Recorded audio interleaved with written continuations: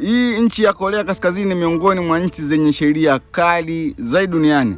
Yaani sheria zake ukizikosea ama kuvunja hata sheria moja, adhabu yao ni kifo.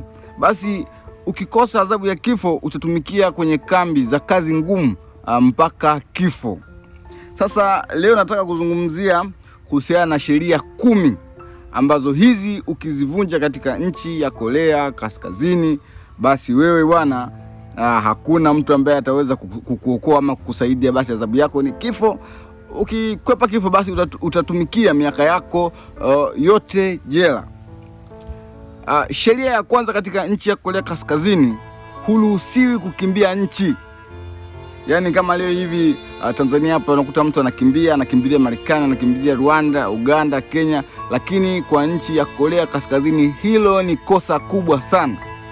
Na ukipatikana umekimbia nchi, basi wewe moja kwa moja utapigwa risasi mbele ya hadhira, ama utahukumiwa kutumikia miaka yako yote kwenye kambi ya kazi ngumu. Na hii sheria haitakuathiri wewe peke yako, pia hata familia yako. Sheria hii inasema kwamba inahukumu mpaka kizazi cha yule aliyetenda kosa. Manake wewe ukikamatwa, yani mpaka familia yako yote itaweza kuhukumiwa, kwa sababu wataamini kwamba wewe hukutoroka peke yako, lazima uliaga familia. Na kama uliaga familia, kwa nini familia yako haikutoa taarifa kwenye mamlaka? Kwa hiyo hii adhabu itakuhukumu wewe, watoto wako pamoja na ndugu zako, wote mtahukumiwa kifungo cha maisha. Sheria ya pili, huruhusiwi kuingiza vitabu ama maandishi ya kigeni kwenye nchi ya Korea Kaskazini. Kwenye nchi ya Korea Kaskazini ni marufuku hata kutazama filamu za kigeni zilizotoka kwenye nchi kama Marekani.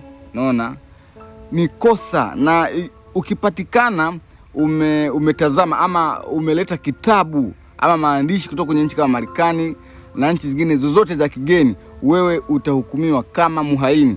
Wao wataamini kwamba wewe lengo la kuleta filamu umekuja kuleta propaganda ili kuweza kuamsha akili ya wananchi ili waweze kupindua ama kukataa utawala uliopo madarakani. Hivyo ukikutikana na kosa hili, basi moja kwa moja utaweza kuhukumiwa kifungo cha maisha jela ama kunyongwa. Sheria ya tatu, huruhusiwi kuzungumza ama kujadili siasa katika nchi ya Korea Kaskazini. Hii sheria waliweza kuifanyia marekebisho na imekuwa ni miongoni mwa sheria kali.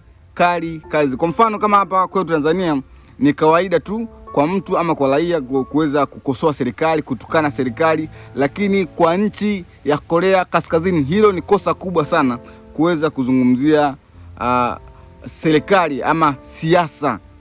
Huruhusiwi kuzungumza mpaka uwe na kibali.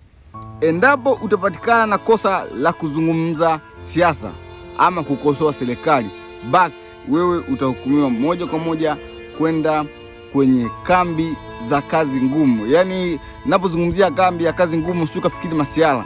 Hii ni miongoni mwa jela ambazo huko utafanya kazi za kuchimba makaa mawe, kuchimba dhahabu, kupasua kokoto. Hizi ndio kambi za kazi ngumu. Miongoni mwa sheria nyingine ambazo kidogo ziko kali katika nchi ya Korea Kaskazini, huruhusiwi kabisa kunyoa mnyoo anaounyoa rais. Rais ana mnyoo wake pendwa, na kama rais ananyoa panki, basi hiyo ni nembo. Yaani wao wanaamini kwamba hiyo ni nembo, kama nembo ya taifa. Sasa kama nembo ya taifa, haiwezekani ama hairuhusiwi kwa raia na wewe kuonekana umenyoa kama alivyonyoa mheshimiwa rais. Na ukipatikana na kosa hilo, moja kwa moja utahukumiwa miaka 10 mpaka miaka 50 kulingana na ukubwa wa kosa ulilolitenda.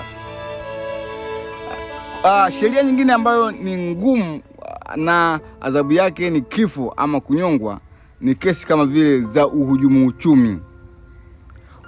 Ninapozungumzia uhujumu uchumi, yani wewe kujilimbikizia mali ama kupata mali kwa njia isiyokuwa ya halali. Kwa wenzetu, kwa hapa Tanzania, kesi hii haina haina dhamana. Lakini kwa nchi ya Korea Kaskazini, wewe ukipatikana na kosa la kujilimbikizia mali, manake wewe una nia ovu, na mtu mwenye nia ovu adhabu yao ni kifo.